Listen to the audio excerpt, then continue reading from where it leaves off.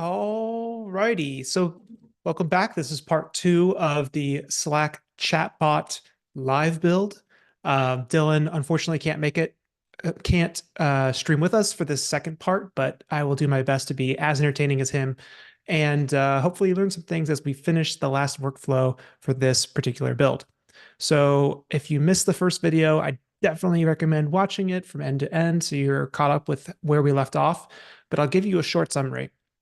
So what we're doing is we're building a Slack bot that is a game that will gradually deblur or clarify a image over time. So we started with this file store.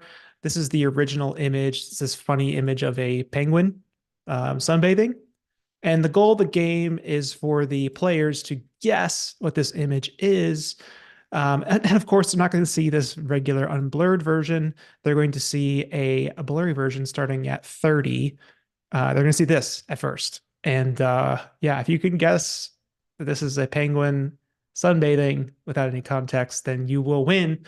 But over time, what this workflow will do is it'll gradually decrease the blur and eventually get us to the point where it's more and more possible to guess what this image actually is.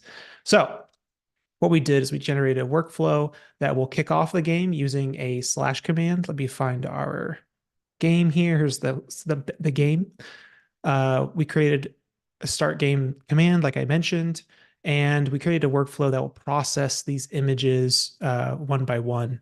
So we just have a workflow here, like I said, that will process the image and then it will blur it 10 times, decrementing by 3 levels each time using Sharp.js, which is a node library for manipulating images.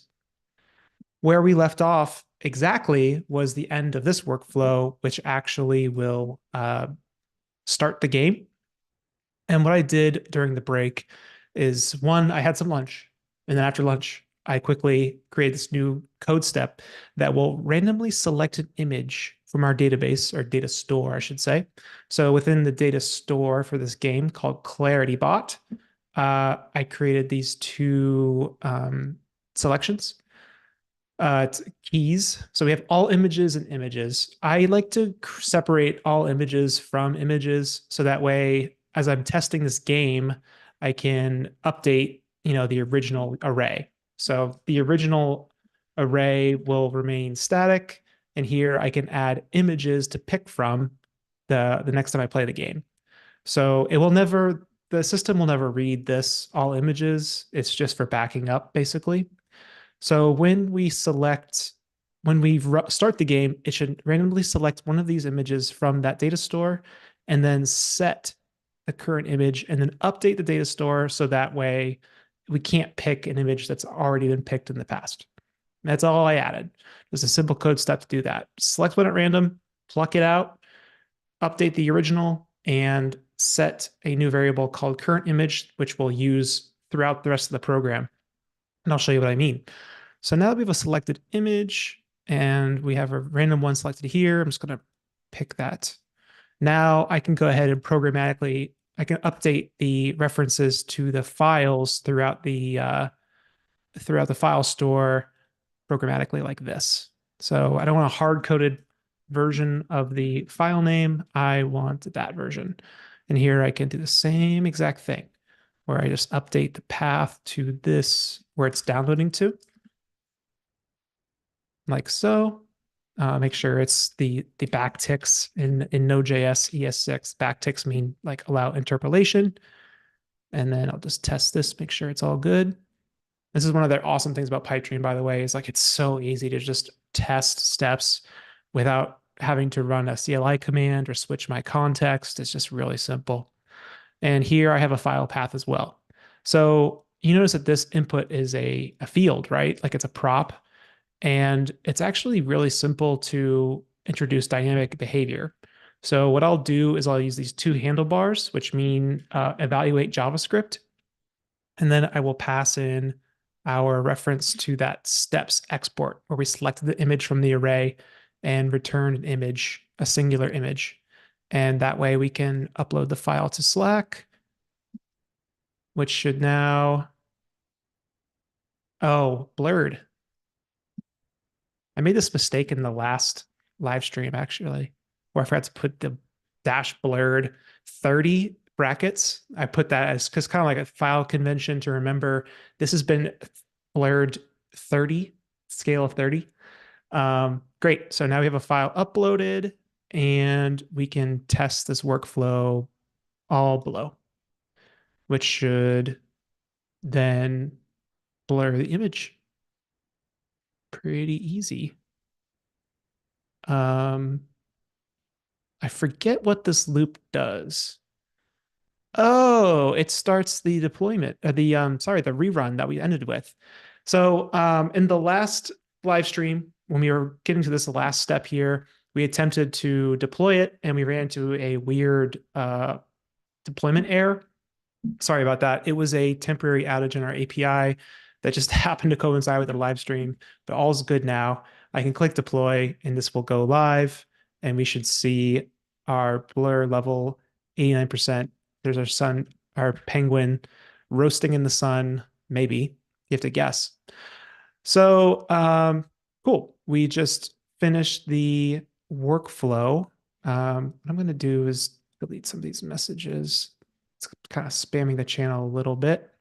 We'll do an end-to-end test later. But what we need to do is actually start the game from a deployment. Otherwise, like the production version, just because of how this special, I'm sorry, I'm taking a second to find it, flow.rerun works. Flow.rerun can only really rerun in production. So that way, so for that reason, we need to deploy and then we can test by initiating our Slack command. So I'll go over here. First, I need to make sure that our data store looks correct. Cool. So when we on our last test run, we found set the current image, set the timestamp for the latest message that like the original image that we uploaded to Slack that people are going to reply on to give their answers. And we could see that it added the cancel URL to cancel the rerun after after someone guesses the right answer, we should stop updating the image to make it less blurry, right? And as you can see, there's like this test handle because we set it off in development mode. Like I was saying, flow.rerun does just some wonky things in development mode. So it's not really useful for us, unfortunately, in while we're actually using the workflows. So what I'll do now is I've deleted those references that were created and I will start the game this way. So /start game, start clarity, and this will start the game. And we should see our workflow kick off. Cool. So it's currently executing. You can tell by looking at the inspector. It selected an image, got the blurriest one, uploaded the file to Slack. Here it is. And now it is going to start looping. So it started at 27, and hopefully it goes down to 24 if our logic is correct. I hope so. It's delayed again. Interesting. It seems like the logic to update the file based on the increment number is incorrect. So this is making me think perhaps that the passing of the context isn't working as I thought it would. Um, maybe what I thought was a default is actually hard coding it to 27. I don't think so. But the only way for us to really test is to go in here and we'll just put some console.logs in here, as well as perhaps play with this iteration amount. So this iteration is passed from the context, which should be defined here. So iteration should be the default of 30 minus 3 is 27. Well, let's see how this goes. So if not iteration, let's set the default to 30. And then I'm just going to console.log. No, I'll do a step export. We'll export the iteration and see what it is. that should help. Or sorry, it should be 27. Oh, no, it should be 30. Let's try a 30. Make sure we got this right. And then we'll deploy it. Okay. So now it's angry at us. What did we do wrong here? Interesting. I got a false positive error, maybe. Um, All right. So we'll delete this message again. Try this over. Make sure our data store has images, all images. Images is empty because it popped it off the array. Let's replace that. And you can see now this time we had an actual, like, legit unique handle that will slug, if you will, that will cancel this particular workflow. So I'm going to go ahead and save this, and then we will try again. So I'm going to go back to the workflow, or sorry, Slack, start clarity, and then the game will start once again. And then hopefully this time around, we can catch the iteration as it happens. Um, my current theory, whoa, assignment to constant variable. I must have,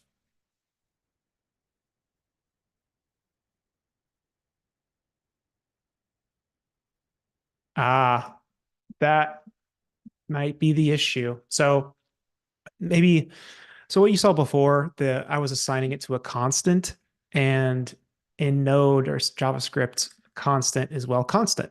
When you use the let structure to define the variable, instead that will allow you to change the variable content rather than it being constant. That's the difference there. So it probably made the original blur. That's okay. I'll delete this message and then I'll try again. So start clarity. Started the game. Error communicating with file store. What did I screw? Get blurriest image. But I don't.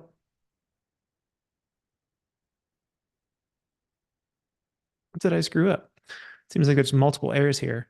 This image could not be serialized, but I don't think I did that. Where's this dot image even? It's not even set there. That's interesting. Let's refresh this. I don't know. Maybe I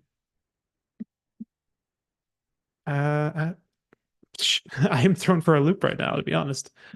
Move to the penguin sunbathing. Back to our images array. I'm going to delete these extra two values just because. And the error definitely happened within the select image step here because we don't have a selected image key. So therefore, I definitely know that the problem is within this step right here. Um, that is really strange. So what I'm going to do is I'm going to try rerunning it one more time. Maybe, I mean, it must be some kind of transient error because when I tried this before, I didn't get that specific error. I got an error down further down the pipe when it was more towards the rerun section of the workflow. So yeah, this time it worked fine. Penguin sunbathing. Gets the blurriest image, uploads the blurriest image, blur level 30. Iteration null. So the first time around it has iteration null. And then the next time around it has,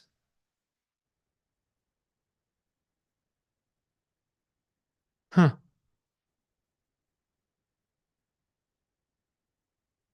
this dot iteration could not be serialized. Null.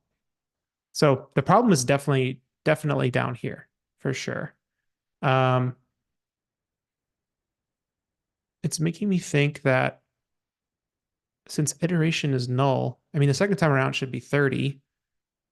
I'm just going to go ahead and console.log this.context or the $ context.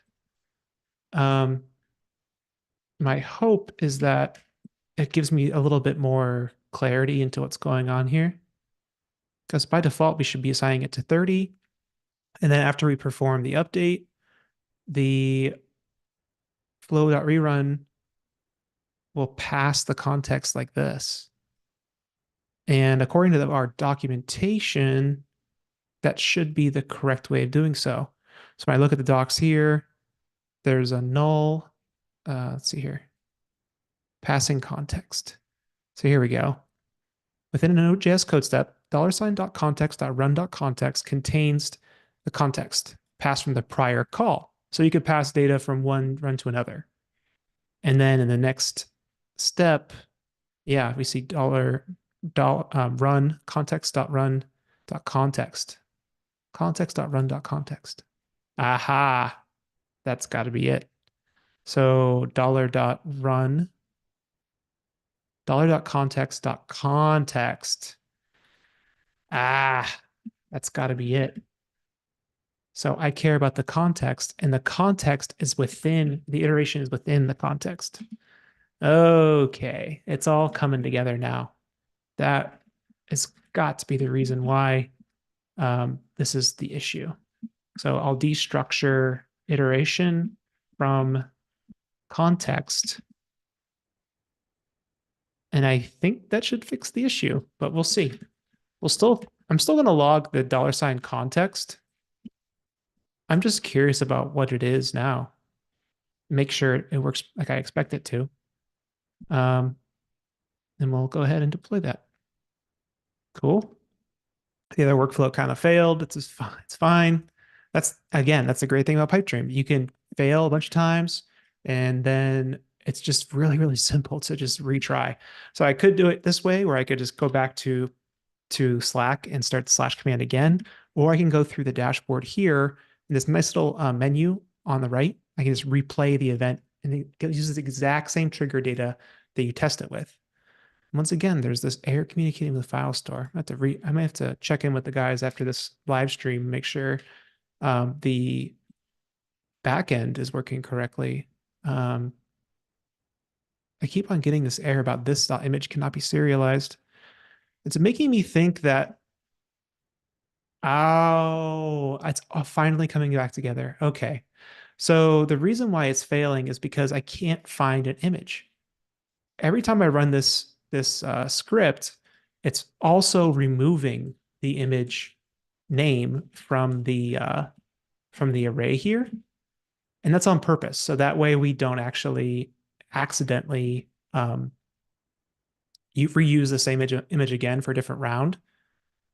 I just forget during my testing to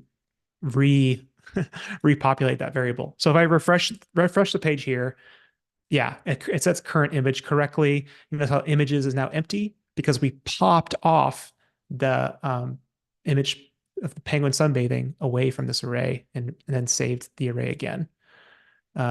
Cool. So context is undefined, which is getting us a little bit closer. I can see the context console logged here. There is no iteration. That's interesting. So this is $.context. Here's the run. Aha. And if there is no context within the run, it will fail. So I think our documentation might be slightly off. It'd be context.run.context. Yep. Okay. It's never the documentation. It's always me. Yeah. My bad. I mean, I'm learning. We're all learning things right now. We're learning how to use $.flow.rerun, which is a very powerful construct in Pipedream. Allows you to rerun your workflow in a loop without actually separating your workflow into two, saving you on credits. And it also allows us to kind of keep this logic all in one place, but we do need to remember how to access context correctly. So the problem here with destructuring this way is that context doesn't exist on the first run. So therefore, I can't do it. I can't use destructuring that way, but I can use what's called optional chaining in JavaScript, or I could say run dot context. And remember, this doesn't exist. This doesn't exist in the first run. So it'll be null. But what I can do is then assign a default value using this double pipe, and that'll assign a default value to 30. There is a double question mark, and there's a big difference, no, not a big difference, small difference between the two, but that's for a different live stream. I'll go into those kind of neat tricks with ES6 and JavaScript. But just know that for now, we're setting a default value to a variable that's null because it's the first run, and our data store is in a good state to try again. So we'll use this nice little replay functionality, and we'll replay. And hopefully, fingers crossed, we are going to see that it chooses the most blurry image and then increments by 3 to the least blurry image. Probably should do it 10 times. So the first run, it's happy. The second run seems a little mad. Why is it red? 30? Huh. I'm not seeing any details. So it did the first run. Iteration is correct. But why doesn't it run again? That is very interesting. I've learned my lesson. I'm just going to go ahead and update the images array. Try this again. Now I miss Dylan because Dylan was a pro at finding all my typos. He could just be like, Pierce, you're screwed up.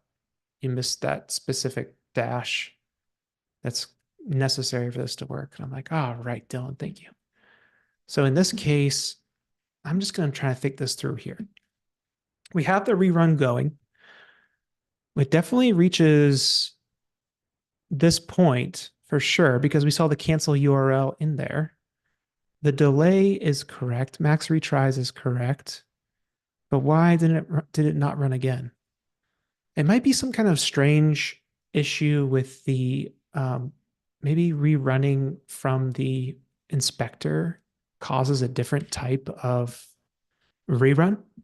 I'm going to start a actual event instead of a replayed event and see if that helps. So this event is coming from the Slack API webhook to our workflow, kicking it off like a normal slash command would, instead of synthetically replaying the event from a Pipedream replay. And I'm hoping that is the difference maker here. So there's one run. Here's 2 runs, maybe. 1, 2. Come on, baby. Error communicating with file store. Cool. All right. We have some kind of, this is good. This is good. So the problem here, I'm highlighting it below, is I'm passing an object, not a string.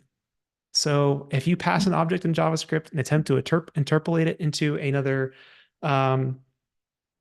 path, that will fail. So that's the issue. That right there. So we're going along the second iteration for some reason is a object. Aha.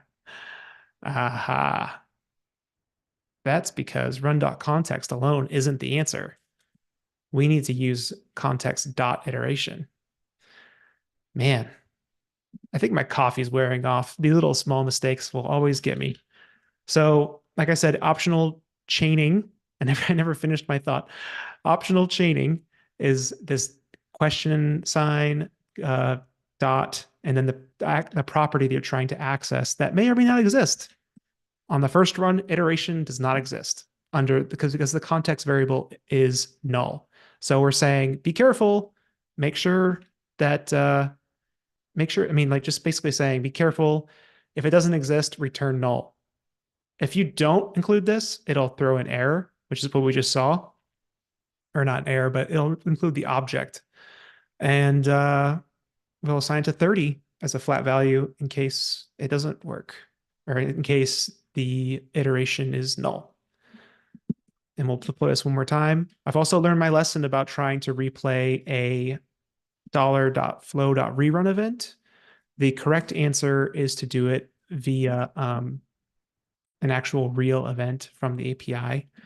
$flow.rerun just doesn't seem to play nicely with the with replayed events from the inspector for some reason. Another bug report I will make. But in the meantime, kicking off the event again should replace these values with new ones. Once it processes, doing the first run, gets you 30 applied. It's paused for 5 seconds. You can see it grabbed the iteration correctly. And then the second time around, hopefully we'll see 27. Oh, look at that. 27. And it goes again. Going again. It's going again. It's going again. And 24, please, please, please. 24. Look at that. Getting a little bit less blurry. Maybe I should do like a side by side here so you can see better. So we got 24, 21. It's getting a little bit more clear each time. 18. That is so cool. So yeah, it's like it's automatically running through. I mean, you can see on the left-hand side, this is our inspector, and it's pausing whenever it hits that delay, and then it will continuously go down. It's on 15 now. It might air out when we get to 30, but we'll see. 15 is pretty viewable. 12 is very viewable. I would be shocked if someone reaches 12 and it fails. We did hit an error that it wasn't able to find number 9, blurred number 9. I just wonder if perhaps I screwed up here and I just didn't include it or like forgot to pre-process the 9th one. So we'll check number 9 here. Yeah, sure enough, doesn't exist. So we didn't create it. Interesting. Cool. So I'll check out that bug later. In some ways, it's not really a bug. It's just kind of like a safe end. So if we do screw up our logic later on and say, we're iterating by 4 instead of by 3, and for some reason we're missing the final number, or if we hit 0, then it will go ahead and stop cleanly. Not bad. Okay, so we got to the 9th iteration, and now we need to implement people answering. What we can do now is create a new workflow that's just simply for accepting answers. Check answers. People are going to be guessing in real time what this image is. So what we need to do is connect this workflow to Slack and check for new messages that are on this thread. What we can do is go back to the Slack API dashboard. And I believe it's interactivity and shortcuts. No. Incoming webhooks? No. Event subscriptions? Yes.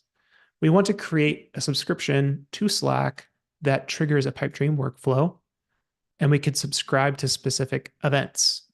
The event we care about is a chat message, right? And the message is within a, this is where also Dylan knows the, oh, it's the same as before, message.channels. That's cool. So anytime someone posts a new message to a channel, it will trigger this webhook. Now, I believe it only subscribes to channels that the app has been invited to. So that should limit the amount of webhooks coming in. We'll find out, but I believe that's the case. So we'll send an HTTP request or return a 200 OK, continue. And I'll just grab this URL that triggers this new workflow and then paste it into Slack. And I'll save the changes.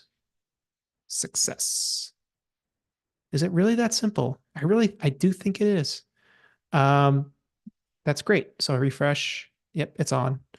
So what happens if I reply in this thread and say, penguin, ice skating, something completely wrong. Not correct at all. Cool. So we have a new post that's coming from the channel. And why does it say is bot is true? Oh, this is authorizations. If we go down here, we could see that it does say penguin ice skating. But now I just want to be certain that this is the correct event because if you notice, there are two events when we open this menu. They're about a second apart. I just want to see, oh, URL verification. Yeah, we don't need this for listening to answers at least. Cool. So we have the event. We have blocks. Is there just a simple text? Beautiful. Beautiful, beautiful, beautiful. We'll just grab the text. Now we need to check to see if this the right answer? Is this what this image describes? Well, we can use OpenAI for this, right? I don't want people to I don't want people to need to type exactly penguin sunbathing in order for them to match and get the answer correct. That would just make the game way too difficult. We'll add a little bit of fuzzy logic by using an LLM to ask to basically be our judge and say, is this close enough? Is this answer close enough to what this image is portraying? Yes or no. So we'll use this excellent OpenAI chat action from Pipedream. You could choose your model. It's really simple. And you can pipe in your user message and give it system instructions. And then we can even do something like response format. I want it in JSON um, to make sure it's good. So what I'll do is I'll pipe in our answer from Slack, right? The text, and I'll give it the system instructions. You are a game show host. You are an experienced and professional game show host. Your job is to evaluate whether or not the contestant's answer matches the description of the image denoted as image description. If the contestant's answer is similar enough and you're highly confident the answer is similar enough, return true. Otherwise, return false.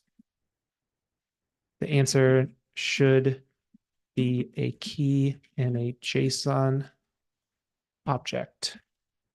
No markdown, please. I don't know why, like recently I've had this issue where OpenAI will return markdown in answers, even though I tell it to use a JSON payload. I don't know. Maybe they fixed it, but we'll try. So we'll say contestant's answer. And this is the user message. And then the image description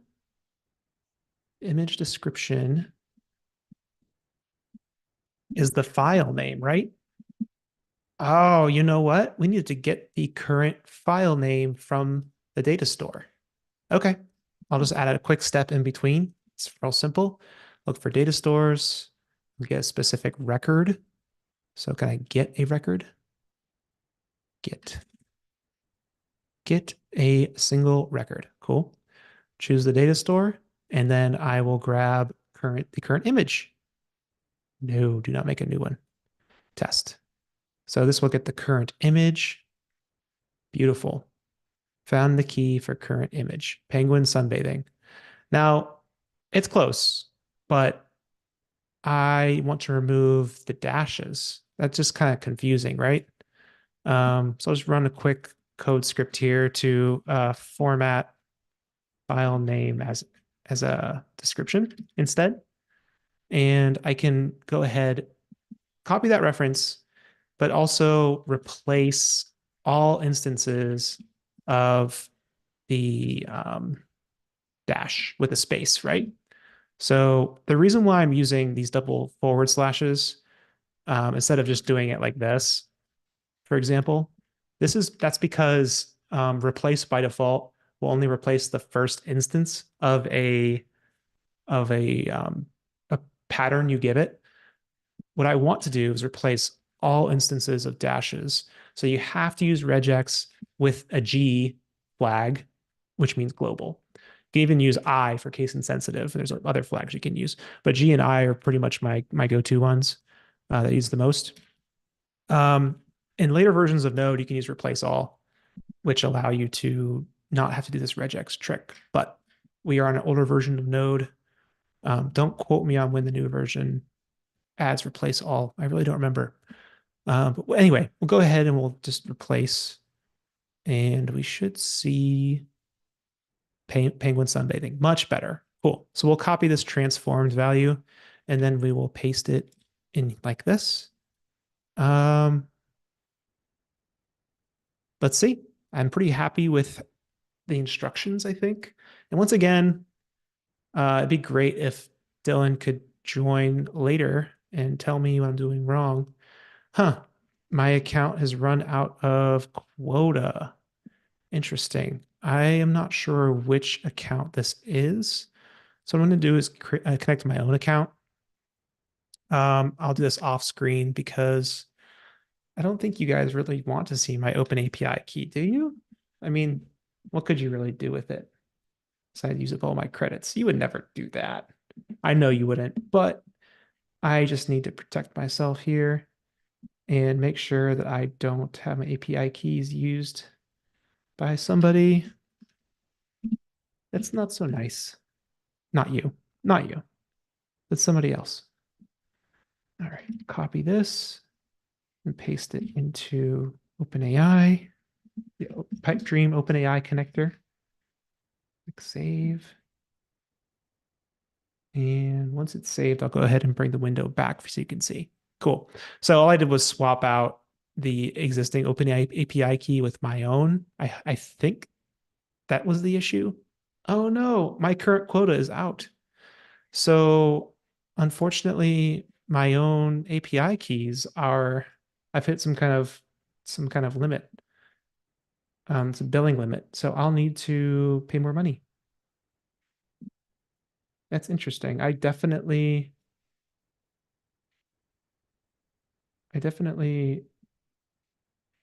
pay for OpenAI. It doesn't show that I have any kind of like, hmm,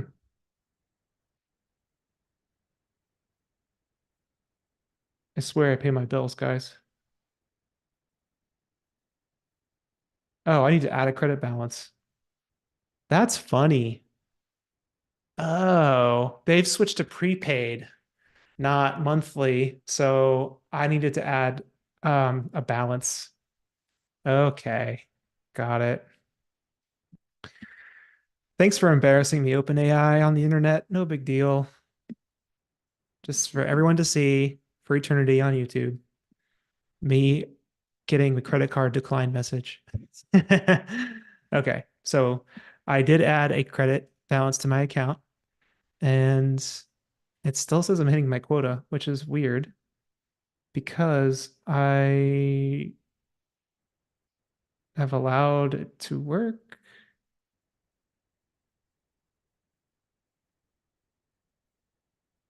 That is really strange. Um, I wonder if this just happened to everyone at the same time. I'm trying different OpenAI keys. I set a budget. My credit balance is good. Um, weird. It's it's very strange. I might have to continue down the path here, as if we have a result, and I'll come back and fix that later. So let's say if the answer is true. If the answer is true, then we need to mark that particular message as the winner, right? So I need to add a reaction to a message. Let's see if we have a pre-built action for that. Oh, I can't do that because I need to basically test to see if the answer is legit or not. So what I'll do is I will use AI with the Slack API again. It works pretty well.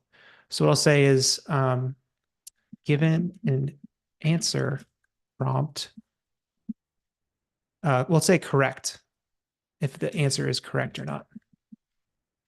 A Boolean, it's not a prompt, it's a prop. That's a Boolean.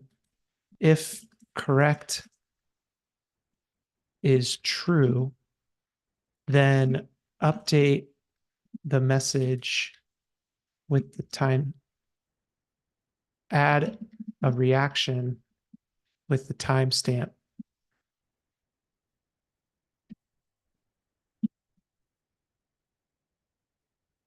Timestamp is the idea with the timestamp. Then add a thumbs down reaction. Otherwise, or thumbs up. Add a celebration. Otherwise, oops. Oh no, did it lose my cool? Woo. Otherwise, return. Otherwise, update the TS message with a thumbs down.